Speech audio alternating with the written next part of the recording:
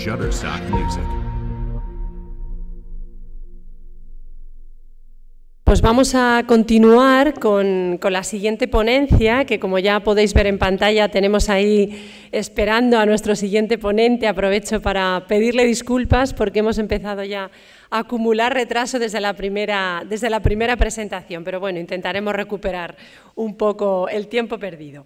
Bueno, pues es también para mí un placer presentar a Leonardo Cervera Navas, que es nuestro segundo ponente, que en esta ocasión interviene de forma online, y vamos a hablar desde una perspectiva totalmente diferente, ¿no? Una perspectiva más, digamos, jurídica, porque Leonardo es jurista especializado en Derecho de la Unión Europea.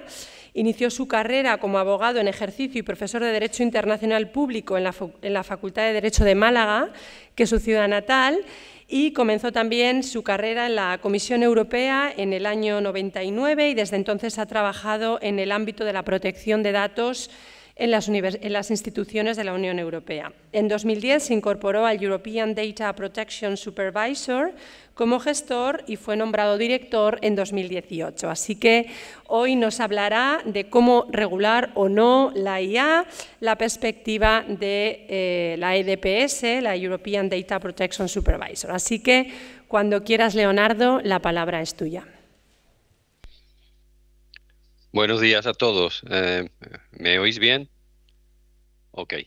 Bueno, pues buenos días desde Estrasburgo, a donde me he venido para participar en la reunión de delegados de protección de datos de las instituciones europeas. Y estoy aquí conectado desde una de las habitaciones que suelen utilizar los eurodiputados cuando vienen aquí a los plenos en Estrasburgo. Yo no vengo aquí a este tipo de reuniones porque yo no soy un político, yo soy un funcionario de la Unión Europea, pero me ha hecho gracia ver cómo se lo montan los políticos europeos aquí en estos hoteles. Lamento mucho no poder estar ahí con todos vosotros, sobre todo después de oír que estáis patrocinados por Illera. Esto, desde luego, de haberlo sabido, quizá me lo hubiera replanteado.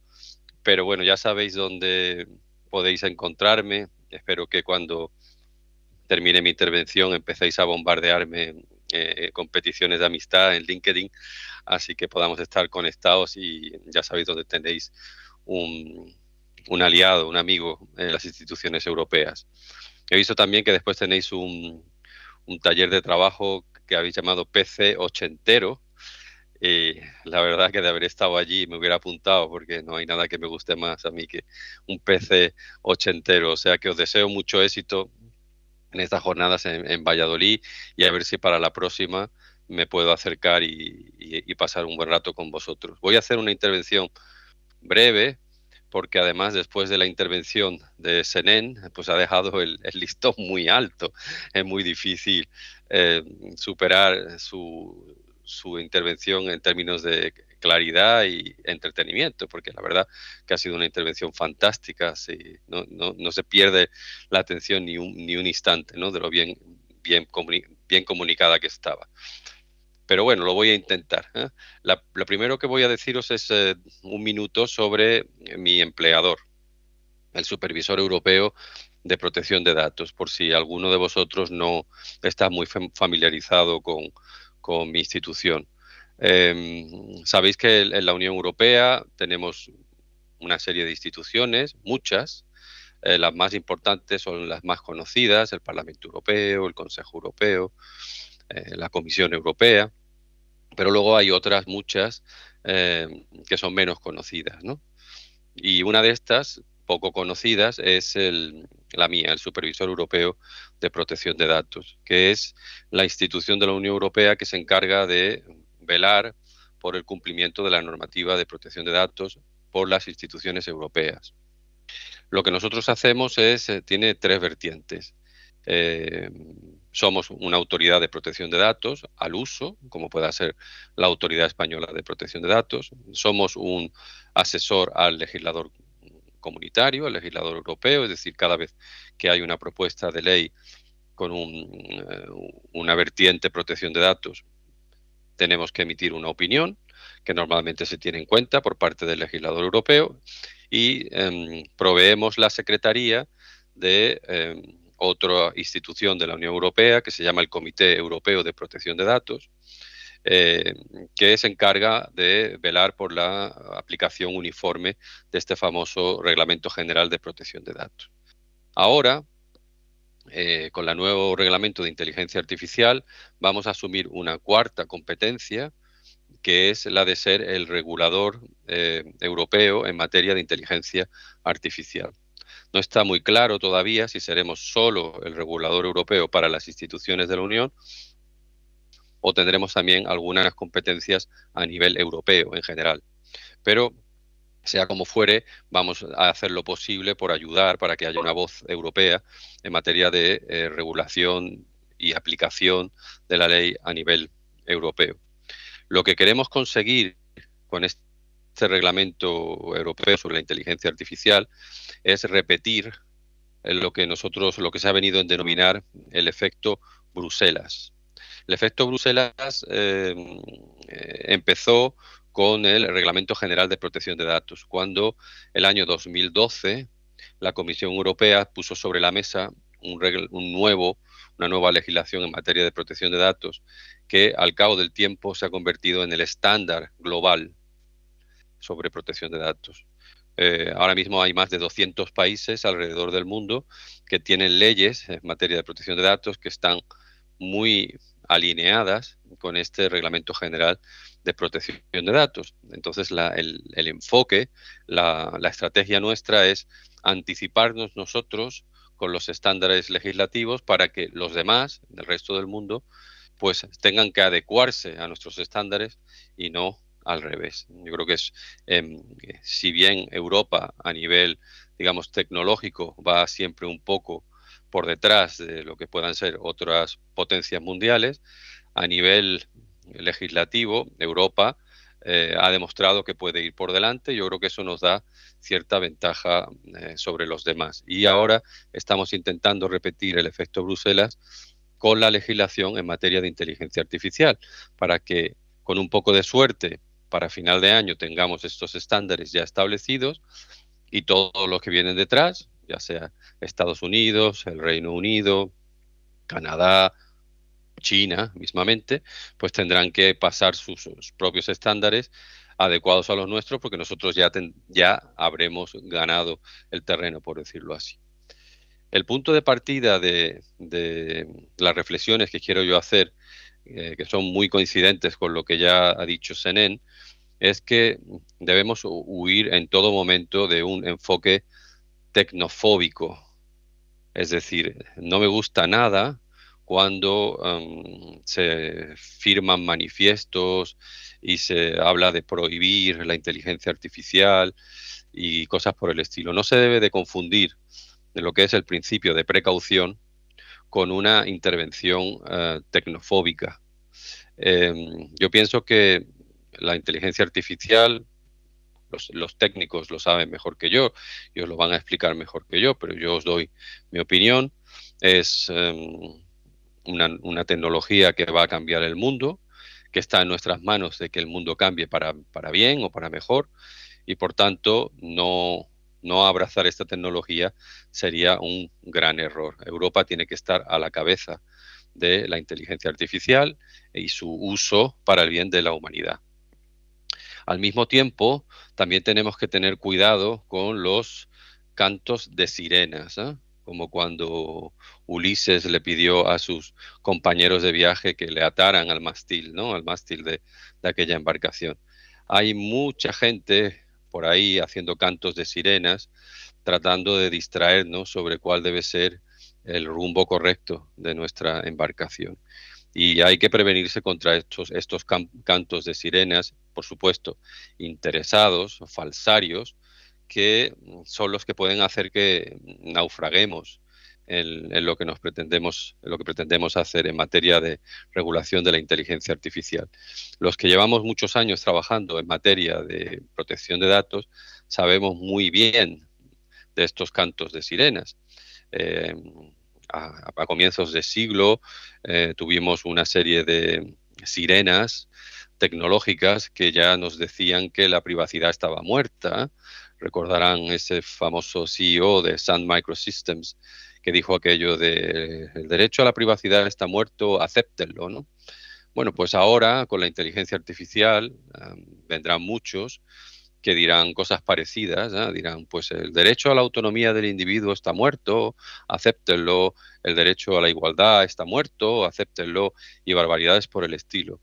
Porque claro, desarrollos tecnológicos a veces son incómodos para los intereses de algunas entidades muy poderosas, como en su día el derecho a la protección de datos resultaba y sigue resultando incómodo para algunos operadores de Internet que han creado unos modelos de negocio totalmente de espaldas a lo que dice la legislación en materia de protección de datos y ahora pretenden que en lugar de cambiar ellos y adecuarse a la legislación que democráticamente nos hemos dado, pues seamos nosotros, la sociedad, las que tengamos que adecuarnos a su modelo de negocio, ¿no? Pues lo mismo, pero magnificado, va a pasar con la inteligencia artificial y por lo tanto tenemos que tener muy claro de que abrazamos la inteligencia artificial, pero desde el respeto de nuestros valores y nuestros principios democráticos y del Estado de Derecho. Y al que no le guste eso, pues no va a tener cabida en la Unión Europea. Por eso estoy totalmente de acuerdo con lo que decía Senén, de que eso de las DES, ¿no? De los problemas que va a traer la inteligencia artificial, que hay que tener políticas públicas para, para contrarrestar esos, digamos, daños colaterales, ¿no? de esta tecnología que son muy normales en todas las revoluciones industriales. Siempre ha habido daños colaterales por las mismas razones que ha explicado Senén, porque la tecnología, si no se embrida, como él ha dicho, pues genera mayor desigualdad, lógicamente, ¿no? Es la dinámica capitalista, ¿no?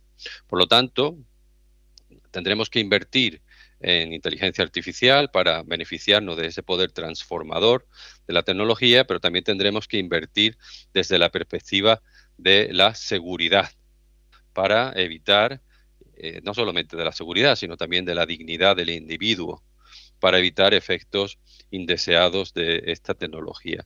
Esto es lo que yo he venido en denominar, y voy repitiendo por el mundo, el humanismo digital.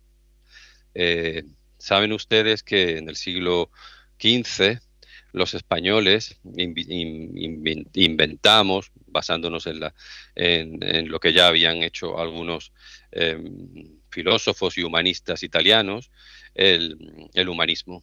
El humanismo es un invento mayoritariamente español, que se refleja en el testamento de Isabel la Católica, cuando fue tan lejos como para calificar a los habitantes de las Américas como sus súbditos en igualdad de condiciones con los españoles. Es decir, es este concepto filosófico que huye de la idea de que Dios es el centro del universo y convierte al ser humano en el centro del universo.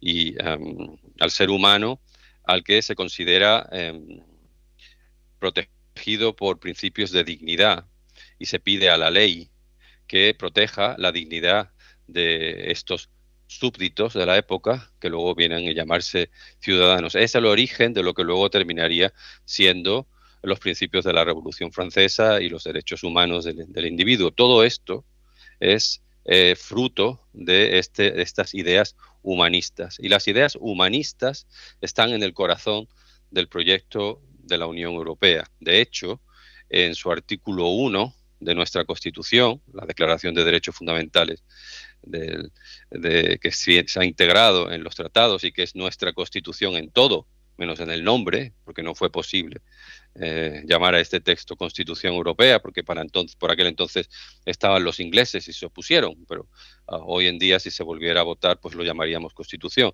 En el artículo 1 de nuestra Constitución se dice que la dignidad del individuo es inviolable, debe ser protegida en todo momento. Y luego el artículo 2 habla sobre el derecho a la vida, es decir, que para nosotros, los europeos, la dignidad, la protección de la dignidad del individuo va por delante incluso del derecho a la vida. Bueno, pues estos principios humanistas tenemos ahora que llevarlos al mundo digital. Por eso entiendo que hay que dar un salto y empezar hablando de un humanismo digital para que los valores europeos primen siempre sobre cualquier intento económico o mercantilista de llevar la regulación de la inteligencia artificial por otros derroteros. En una columna en El País hace unos meses me permití presentar a nuestros líderes políticos y empresariales una visión de lo que debe ser la regulación de la inteligencia artificial, con mucha audacia por mi parte, porque todavía estamos en un momento muy temprano en materia de reflexión sobre cómo debe hacerse la regulación de la inteligencia artificial. Me atreví a poner esta visión en el público porque después de tantos años trabajando aquí en las instituciones europeas, me he dado cuenta de que lo que nuestros líderes políticos y empresariales necesitan para hacer bien su trabajo es una visión, algo claro, sencillo, que ellos entiendan y comprendan y oriente su comportamiento. La visión que yo puse sobre la mesa para regular el tema de la inteligencia artificial es el símil de la aviación comercial. ¿Habrá algo más peligroso que meter a la gente en un recinto cerrado como es un avión? Subirlo a, no sé, 10.000 metros de altura, que me perdonen los pilotos, yo no entiendo de tactos técnicos de la aviación, ponerlos a 700 kilómetros por hora, llevarlos a miles de kilómetros de distancia, aterrizarlos, pasarlos por tormentas, en fin. Bueno, pues esa actividad tan peligrosa se ha regulado bien, se ha regulado internacionalmente y ha sido un gran éxito que ha transformado el mundo y que sigue transformándolo hoy. Esto se hizo en los años 40, los convenios de Chicago, y el estándar mundial de protección en materia de aviación comercial es que la seguridad del pasajero nunca se computa como un coste, sino como una condición sin la cual no hay modelo de negocio. Es así. Las compañías aéreas nunca piensan que están gastando dinero cuando invierten en seguridad. Ellos lo que están es garantizando la supervivencia de su propio negocio. Por eso la formación es continua para todas las personas que participan en el negocio de la aviación comercial. Los pilotos, cualquiera no se puede poner a los mandos de un avión. Los pilotos tienen una formación larguísima, intensísima y de continua renovación. Los técnicos que trabajan en las revisiones de los aviones, exactamente igual. Se revisa cada tornillo, cada avión se baja al suelo regularmente para revisiones a profundidad, se desmonta uno a uno todos los tornillos de un avión cuando se llega a determinada, en fin, incluso los consejos de administración de las compañías aéreas son auditados porque se comprende que un consejo de administración en el que se sientan inútiles no sirve para llevar un negocio de riesgo. Bueno, pues lo mismo hay que hacer en el mundo de la inteligencia artificial. Habrá que revisar, como sobre la base de protocolos estrictos a nivel internacional, cada algoritmo, cada flujo de datos, cada procesamiento, para asegurarnos de que esa tecnología será segura, no ya solo para proteger a las personas, sino también para proteger el modelo de negocio de la inteligencia artificial, porque si empiezan a caerse los aviones de la inteligencia artificial, todos perderemos porque no habrá progreso.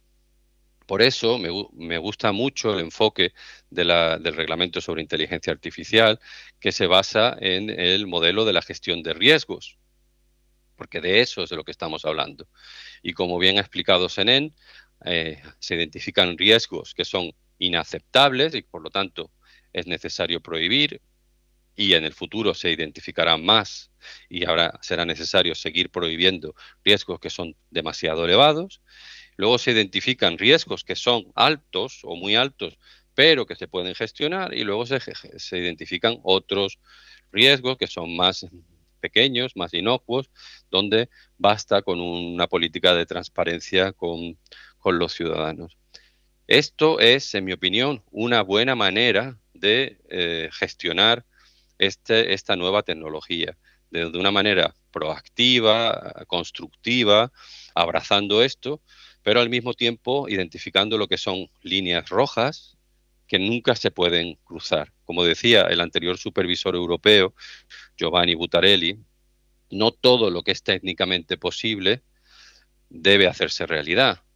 Y no todo lo que es técnicamente posible e incluso legalmente posible debe de hacerse realidad, porque a veces tenemos la necesidad de recurrir también a la ética, ¿no? Hay determinadas cosas que no pasan los estándares éticos e incluso, aunque venga un abogado muy listo y te pueda demostrar que es legal, tampoco se debe de poder hacer. Yo entiendo, veo dos grandes riesgos ahora mismo, dos grandes preocupaciones sobre el desarrollo de la inteligencia artificial. Hay muchos más, Senen ha comentado algunos muy importantes, pero yo me gustaría centrarme solamente en dos. El primero es el riesgo que la inteligencia artificial supone para nuestra democracia. Si no regulamos debidamente el uso de la inteligencia artificial para nuestros procesos electorales y el comportamiento de nuestros políticos, pues las grandes pesadillas de George Orwell podrían hacerse pronto realidad. Y ya hemos tocado la superficie del problema con las redes sociales y la manipulación electoral en los referéndums de Estados Unidos y del Brexit, cuyos resultados ya vimos, ¿no? Entonces ahí hay que tener una máxima preocupación y yo creo que Europa tiene que despertar y ya y ser muy decisiva a la hora de controlar todo esto, porque esto es echarle gasolina al fuego de los populismos, con lo que hay que ser muy cuidadosos si verdaderamente queremos defender nuestro modelo europeo y nuestro modelo democrático. La segunda preocupación, más práctica, es el tema de la gobernanza de la inteligencia artificial.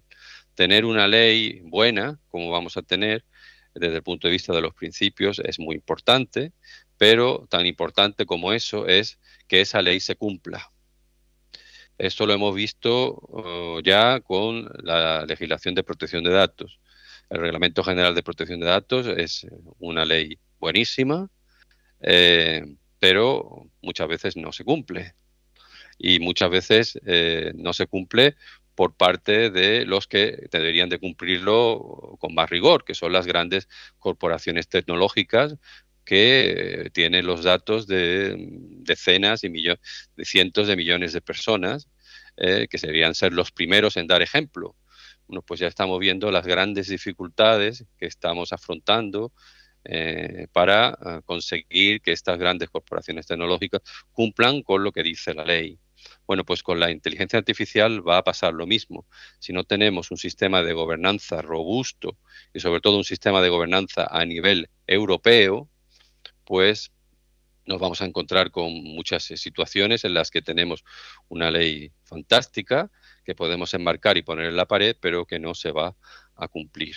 Por eso yo he llamado públicamente a la necesidad de contar con una autoridad europea de inteligencia artificial que une fuerzas de todos los Estados miembros y podamos mirar a la cara a las grandes corporaciones tecnológicas y hacerles cumplir con la ley. Los reinos de taifas nunca han dado buen resultado. Es lo que yo llamo el coste de la no Europa. Aquí no tener Europa tiene un coste que luego se traduce en el Producto Interior Bruto de los países. Hay que ser más inteligentes que eso y comprender que hay determinados retos cuya respuesta a nivel nacional nunca puede ser óptima, que la respuesta óptima siempre es a nivel europeo. Claro, ustedes dirán, esto viniendo de labios de un eurócrata, pues es normal, ¿eh? El eurócrata siempre quiere más poderes para la institución europea. No se trata de un juego de poder, es un tema de pura lógica y de eficiencia en el comportamiento. Entonces, en lugar de invertir en 27 autoridades nacionales cuya coordinación es muy difícil, pues dejemos esas autoridades nacionales para casos que son nacionales, pero invirtamos en una autoridad europea que pueda afrontar los retos que son a nivel europeo o mundial. Dos mensajes finales y ya abrimos un turno de debate y que es yo creo casi lo más interesante de eh, cualquier seminario de estas características. Muchos de ustedes se estarán preguntando como responsables en vuestras universidades, ¿no? ¿Cómo hacemos para esto que nos viene? O sea, ¿cómo vamos a poder aplicar esta inteligencia artificial en nuestros ámbitos, ¿no? Esta ley será complicada de cumplir, cumplir con la protección de datos es difícil. Madre mía, ahora cómo vamos a cumplir con la inteligencia artificial. Bueno, pues yo el consejo que les doy es que busquen a su delegado de protección de datos. Si no tienen uno bueno, pongan uno bueno y delen la responsabilidad de ir pensando en una estrategia para gestionar los riesgos de la inteligencia artificial, ¿no? Mucho de lo que ya se ha hecho en materia de protección de datos, pues los análisis de impacto, de RGPD, el enfoque de accountability, todo esto es muy similar a lo que habrá que hacer con la gestión de los riesgos de la inteligencia artificial. Así que un buen delegado de protección de datos está bien posicionado, en mi opinión, para empezar a trabajar en estos temas. Lógicamente habrá que reforzar a esta persona o este equipo, pero no partimos de cero. Es decir, estas personas ya tienen un conocimiento similar que yo creo que puede ser muy útil. Y la última reflexión que quería hacer con ustedes, que es, digamos, a nivel personal o humanista, es animarles a ustedes en su trabajo diario.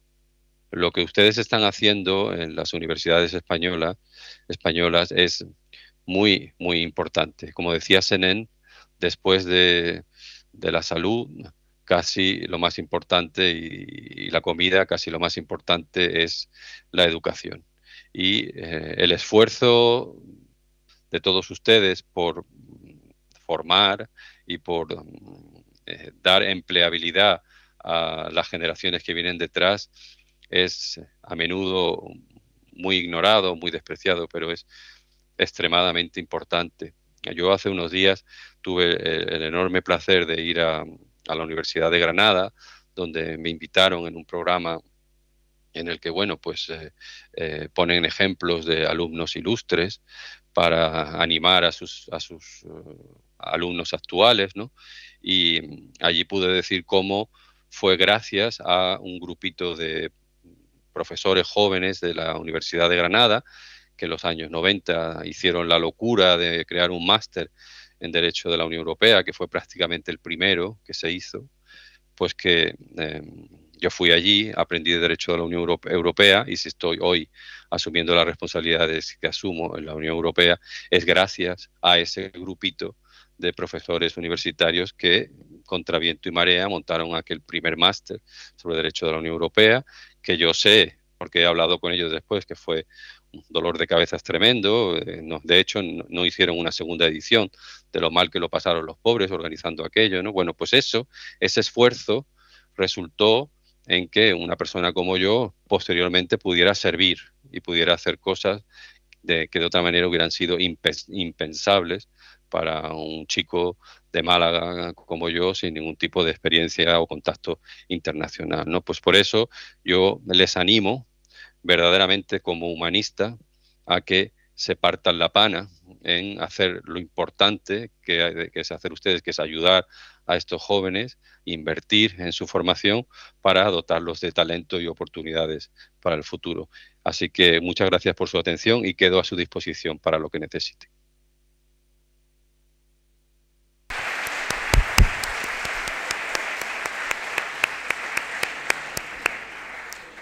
Muchas gracias, Leonardo. Tenemos tiempo para una preguntita, alguna cuestión que queráis comentarle.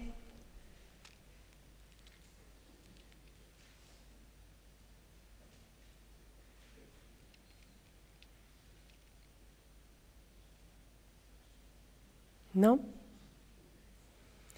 Bueno, pues muchísimas gracias, Leonardo.